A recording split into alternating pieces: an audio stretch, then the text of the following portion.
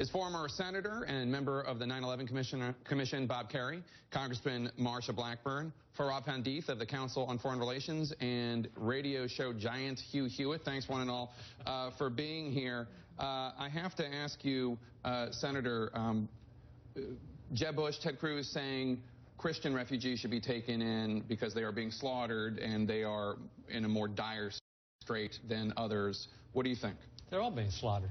I mean, ISIS is killing more Muslims than Christians at the moment. So, look, I think the American concern about security is a real concern. I think there's a way to take refugees in without violating our core principles. But I think there needs to be some heightened security. And the rhetoric around it, however, is a little disconcerting. But when it comes to killing people, ISIS is a greater threat right now to Muslims than they are to Christians. Congressman, you obviously supported the House bill basically stopping the flow of refugees in from Syria.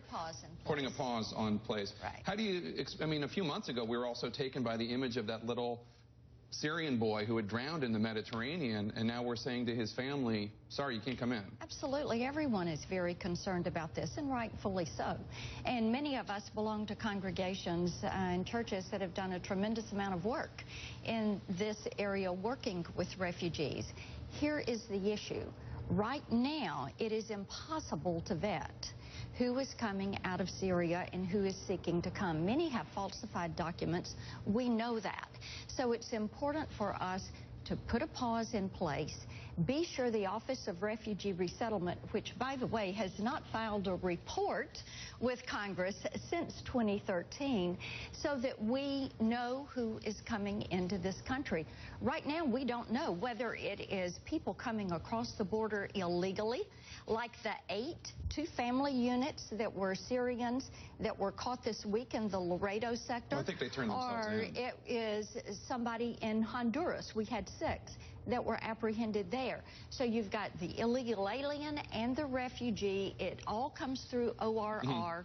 ORR needs to be halted until we get some protections in place. The United States Holocaust Memorial Museum and other Jewish groups have expressed concern about this legislation, and a lot of them have cited polling from the era of World War II, 1939 Gallup poll. Should the U.S. government admit 10,000 Jewish refugee children from Germany? Yes, 30%, no, 61%. And there are those who say this is a false comparison, Hugh. Well, every comparison is legitimate. There was a comparison to the Vietnamese 130,000 refugees who arrived with Operation New Arrival after Saigon fell, and we absorbed that. But the problem here, the context here, is the president's rhetoric. Bob mentioned that the president's rhetoric and the Republican rhetoric. 5 words now define this administration: leading from behind, JVs, contained. And the problem is that those 5 words add up to failure. So nobody trusts the president to process the refugees. We are a welcoming country, 130,000 Vietnamese. I talked to Ted Koppel this week. He is the son of German refugees to England. We have an incredible Persian population in Beverly Hills, California, where I live near there. In my district. Your district. And so we are very welcoming, but this administration has failed at the IRS, at the VA, at every level in Syria, so no one has confidence that they can vet. When people talk about defeating ISIS, what do you think? So I think it's really important that we all understand that it's necessary to look at the physical war. Of course it's necessary, but we need to broaden our sense of what is necessary. Looking at the ideological components is central. We need a strategy that is integrated. Why? Because we have to look at how people are getting recruited. And Jake, it's far bigger than ISIS. The ideological threat is global, and it is preying upon nearly 1 billion young Muslims under the age of 30.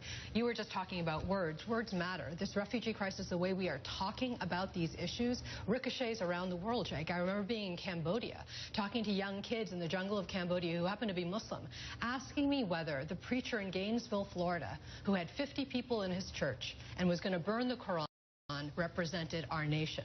So what we say here in our country makes a difference all around the world. And that phraseology, the lexicon, how we think about ourselves is really critical. It's critical to this fight, and it's critical to the larger thing. I think also leadership matters tremendously.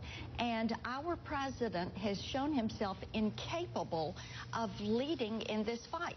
This week we had Putin and Hollande who were leading in the fight against ISIS, and a president who seems very timid of taking ISIS and radical Muslim extremism on. He can't even say the word. Senator Kerry, you know something about war. How many troops do you think it would take to defeat ISIS? Well, it's a difficult question to answer. Actually, I'm not capable of answering, but that's the question we should ask. I quite agree. It's got to be more than just a physical war. But if it's not a physical war, you're not going to defeat them. You're not going to retake Mosul and Raqqa and Ramadi by bombing. You just aren't. We didn't win in Europe by just bombing. We landed troops, and I think it's going to take an international force to get it done, but that's exactly the question that needs to be asked, and that's exactly the question that needs to be answered, and then present the bill. Maybe it's too expensive. Maybe Americans aren't going to support it. I don't know, but whatever the strategy is, you will not defeat ISIS without troops on the ground. You're not going to retake Mosul. You mean more than 50,000 special I don't know what forces. The number is. I would actually... I'm sorry, 50. You mean more than 50 special ops. You mean tens of thousands and of I would troops. use the Powell Doctrine. Whatever the number is, multiply it by 2. Don't divide it by 2. Whatever the number is, multiply it by 2. Give us the full cost. I think the American people will support it, but it's the only way you're going to defeat them. Hugh, I don't hear a lot of Republicans, except for some that are like 0% in the polls, calling for troops in Iraq or Syria to defeat ISIS. I did a dozen interviews with Republican candidates this week. They are divided about Russia. They are divided deeply about the Iranian complement here.